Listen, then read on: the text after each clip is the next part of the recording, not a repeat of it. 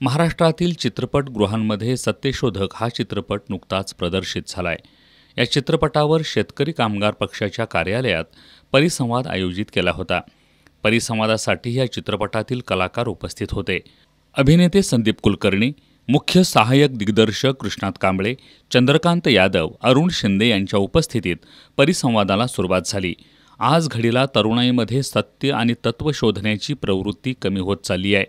समाजात काही प्रवृत्तींकडून आभासी विश्व निर्माण केलं जात आहे। जाणीवपूर्वक ठराविक गोष्टी तरुणाईपुढे सोशल मीडियाच्या माध्यमातून मनावर बिंबवण्याचा प्रयत्न केला जातोय। अशा परिस्थितीत सत्यशोधक हा चित्रपट निश्चित युवकांना दिशा देणारा ठरेल, असा सूर या परिसंवादातून उमटला। प्रेक्षकांमधून वैशाली सूर्यवंशी, कॉम्रेड मिलिंद यादव यांच्यासह अनेकांनी चित्रपटासंदर्भात आपली मतं व्यक्त केली।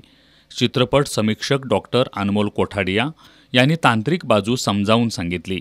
या परिसंवादाला प्राध्यापक टी.एस. पाटील, संभाजीराव जगदाळे, दिलीप कुमार जाधव, मधुकर हरेल, राजाराम धनवडे, गीता कदम, प्रिया जाधव, मोहन पाटील, पंडित कंदले, सचिन जाधव, चंद्रकांत सूर्यवंशी, शाहीर रंगराव पाटील आदी उपस्थित होते।